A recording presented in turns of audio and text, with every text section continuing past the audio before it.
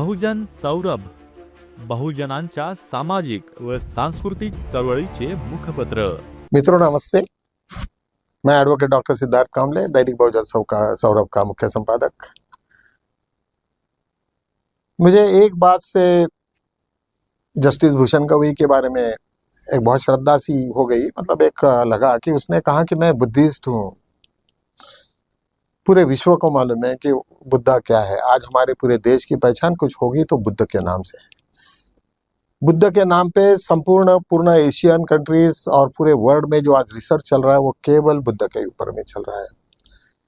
बुद्ध की थ्योरी सभी को मालूम है कि दुख है, दुख के कारण भी है और दुख का निवारण भी है। इन्हीं तीन सिद्धांतों के ऊपर में तथागत भगवान बुद्ध की पूरी फिलॉसफी चलती है। और वो जो इस फिलॉसफी के ऊपर में संपूर्ण एशियन कंट्री, चाइनीज, सब लोग आज जो सबसे हाईलाइट कर रहे हैं और सब लोगों की जो प्रगति हुई है वो केवल बुद्ध के विचारों से हुई।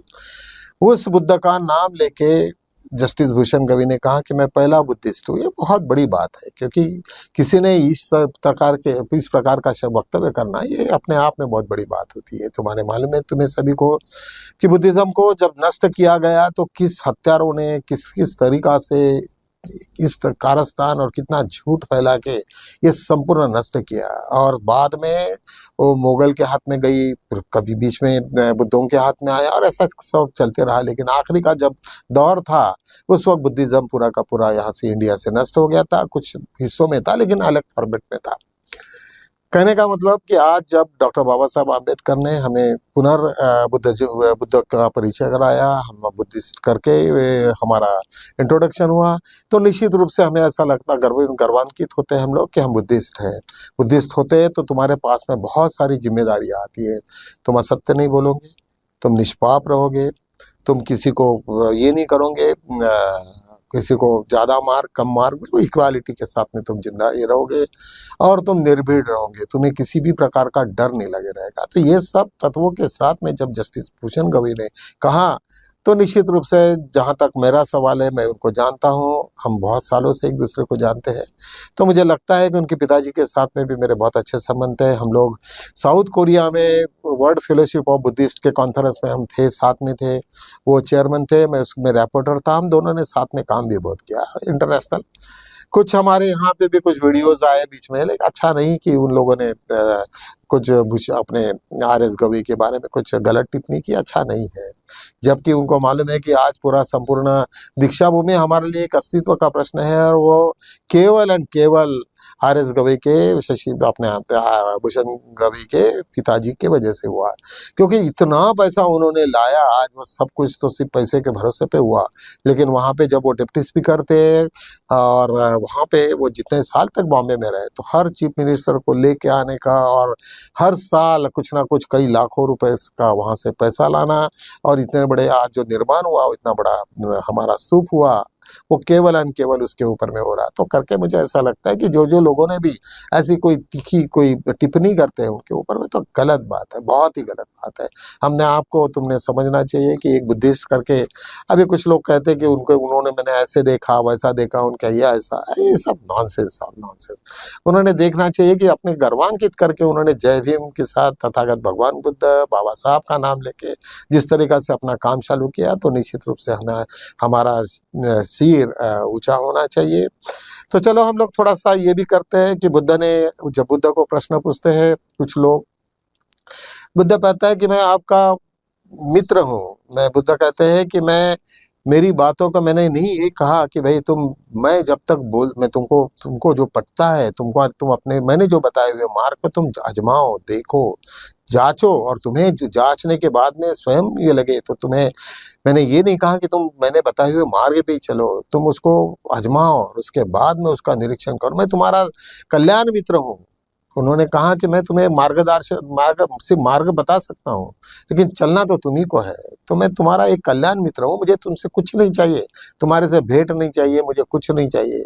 ना मैं कुछ तुमको स्वर्ग में ले जाऊंगा, ना तुम्हें नरक में ले जाऊंगा, ऐसा कुछ नहीं कहा। तो तथागत भगवान बुद्ध ने कहा कि मैं तुम्हारा कल्याण मित्र हूँ।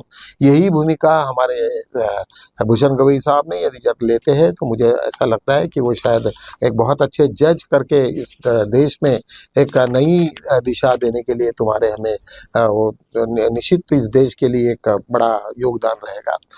आज बहुत सारे कुछ वीडियोस है, उसके ऊपर में 2-3 दिनों से जो वीडियो चल रहे थे उसके ऊपर में प्रशांत भूषण साहब का भी कुछ एक छोटा सा क्लिप्स है, उनके कुछ क्वेश्चंस पूछे गए।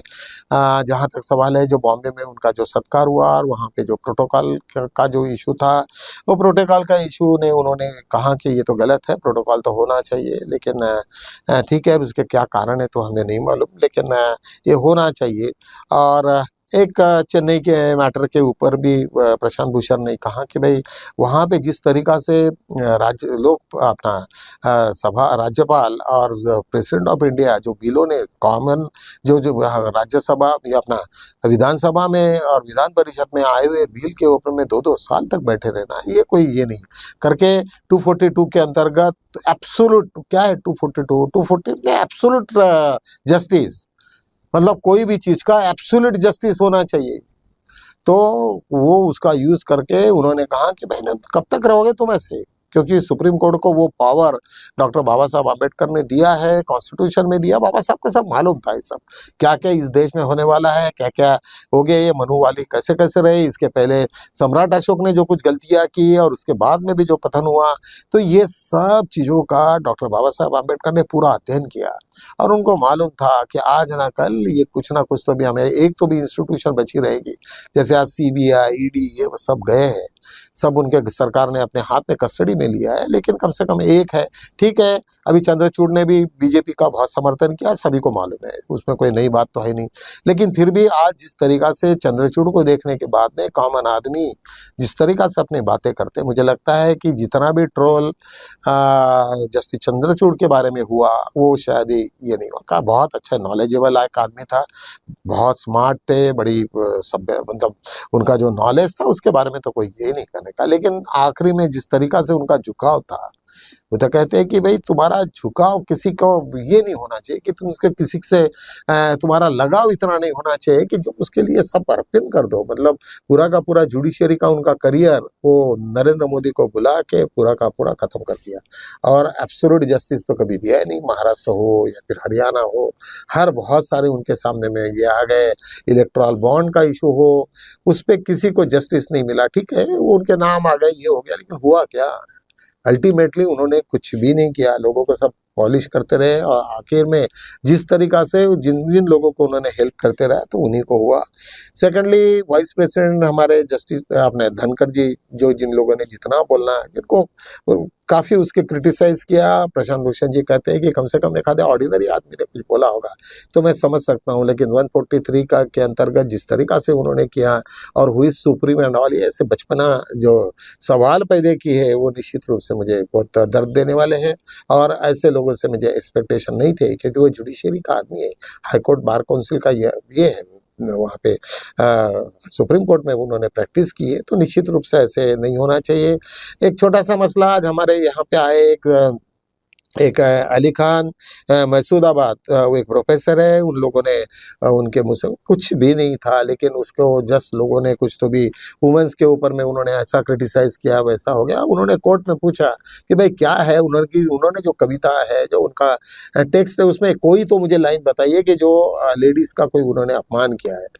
तो जो पिटिशनर था, कंप्लेनेंट था, उन्होंने कुछ नहीं बोला। उसने कहा कि भाई नहीं, मैं देख रही हूँ, यहाँ से 5-10 मिनट उसने इधर से उधर कह रहा, लेकिन कुछ बता नहीं सके। आखिर जस्टिस सूर्यकांत ने उसको बेल दी, लेकिन कंडीशनल बेल है।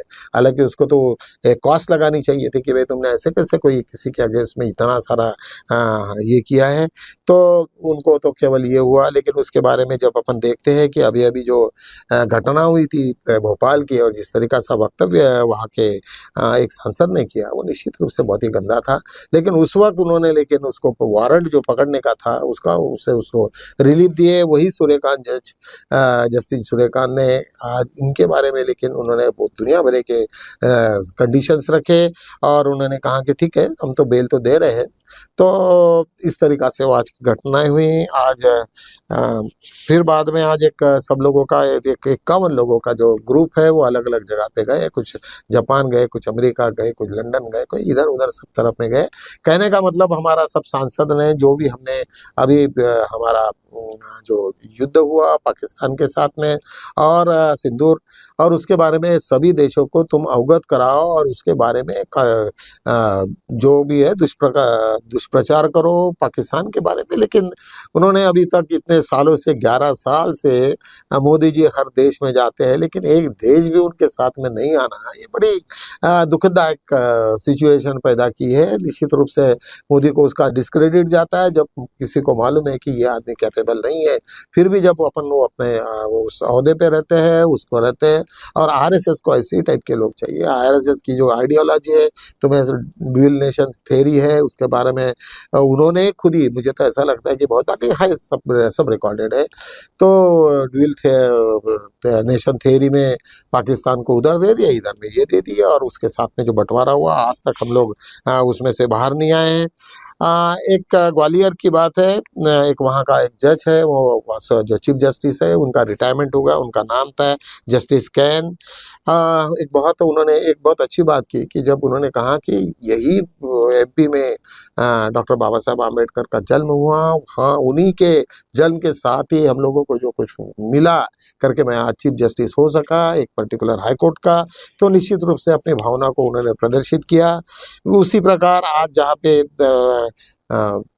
ग्वालियर में एक जो हमारा मसला हुआ, जहाँ पे डॉक्टर बाबा साहब आम्बेडकर की मूर्ति का प्रस्थापन करना था, लेकिन वो नहीं हुआ, कुछ कारण से वहाँ से कुछ गुंडों लोगों ने हुआ। फिर बाद में कई लोगों ने अभी रास्ते पे आ गए, हमारे भी जुडिशरी के बहुत सारे लोग आ गए, और उन्होंने ओबीसी और सब लोगों ने SC ST ने कहा कि ऐसे कैसे नहीं होगा। इसके बाद में हर जगह पे अभी ये होड़ लग गई कि जहाँ वहाँ बाबा साहब के इतने पुतले लगेंगे कि उसको निकालने की किसी की हिम्मत तक नहीं होगी। तो ये सब सिचुएशन ऐसी होता है कि जब तुम रिएक्ट करोगे तो निश्चित रूप से तुम्हें नुकसान तो उसका होना ही होना है। एक बहुत बड़ी एक खबर थी, एक टर्की में कोई तो भी एक नाम था, बीच में कांग्रेस का बीच में नाम आया। कांग्रेस मतलब ये कांग्रेस नहीं था उनका, कांग्रेस में जैसे अमेरिकन कांग्रेस है, ऐसे टाइप का एक था। तो वो टर्की में एक कोई तो भी इंस्टीट्यूशंस को एक नाम था, तो वहां पे कहा गया कि भाई राहुल गांधी और ये कांग्रेस ने वहां का बहुत बड़ा ऑफिसर जोर जोर से चिल्ला के अरुण गोस्वामी और इन लोगों ने, अरविंद गोस्वामी और उनकी जो टीम है, उन्होंने चिल्ला के कांग्रेस का बहुत बदनामी की। उसके बाद में उन्होंने सीधा एक बंगलोर में एक रिट पिटीशन, एक डिफेमेशन की केस डाली गई, उसके साथ में 2-3 और कलमे लगा दिए, और उन्होंने फिर जो माफी मांगने का जो चालू है, उन्होंने कहा कि अभी कोई माफी नहीं, तुम्हें क्रिमिनल केस पे जाना पड़ेगा। अभी ये देखना है कि उसको किस तरीका से लोग बचाती है, ये सरकार कैसे बचाती है, और इस तरीका से वो सब आज माहौल चल रहा था। ये सब बातें आज ये हुई। आज वैकेशन है, लेकिन वैकेशन बेंच के बाद में भी आज जस्टिस भूषण गवई आज बैठे थे। कंटिन्यूअसली वो वक्फ बोर्ड के ऊपर में चर्चा चल रही थी, सब सुन रहे थे। उन्होंने कहा कि एक पार्लियामेंट से आया हुआ बिल है, ये कोई छोटी मोटी कहानी नहीं है कि जो मैं ये करूँ, उसमें पूरे सब, जब तक मेरा पूरा सेटिस्फेक्शन नहीं होगा तब तक मैं इसके ऊपर नहीं कहूँगा। पहले दिन में वहाँ पे कपिल सिब्बल का ये हुआ, काफ़ी डिस्कशंस हुआ, काफ़ी ये हुआ। उन्होंने जिस तरीका से दलीलें पेश की, उसमें उन्होंने कहा कि मंदिर और वक्फ में उसमें क्या क्या डिफरेंस है, और वहाँ पे और यहाँ के इसमें उन्होंने कंपैरेटिव किया, और काफ़ी अच्छा रहा उनका। उसके बाद में आज गवर्नमेंट के तरफ से जो दलीलें ये हुई, उन्होंने कहा कि भाई उसमें मस्जिद वो वक्त में इन्होंने ऐसा अल्टर किया, वैसा किया, ऐसा किया, मतलब जो मेन इश्यूज को छोड़ के सब बातें हो गई। उन्होंने कहा कि इसके ऊपर में एक चर्चा पूरा होने दो, क्योंकि मुझे 2-2 घंटा दिया था उन्होंने, अभी 2 घंटे के बाद में उनका क्या रिजल्ट लगाते हैं उसके बाद में सोचना है। निश्चित रूप से मुझे ऐसा लगता है कि जस्टिस गवई ये जब अपने आप को उन्होंने कही दिया कि मैं बुद्धिस्ट हूँ, तो निश्चित रूप से बुद्ध के जैसा ही वो व्यवहार करेंगे, और हम सभी लोगों को याद है। और उन्होंने जो कुछ बोला है, उन्होंने इधर भी जाए या उधर गवर्नमेंट के भी तरफ में रहा, तो भी उनको कोई ये नहीं बोलेंगे, क्योंकि उन्होंने पहले ही कहा कि भाई मुझे कोई लाभ नहीं चाहिए, इसके ऊपर में जो भी है वो सही मैं करूँगा। तो इस प्रकार से सब आज तुम्हारा न्यायपालिका और सभी तरफ में वीडियोज मैंने उसका विश्लेषण किया हूँ। चलो तो कल मिलते हैं हम लोग इसी वक्त, तब तक के लिए जय भीम।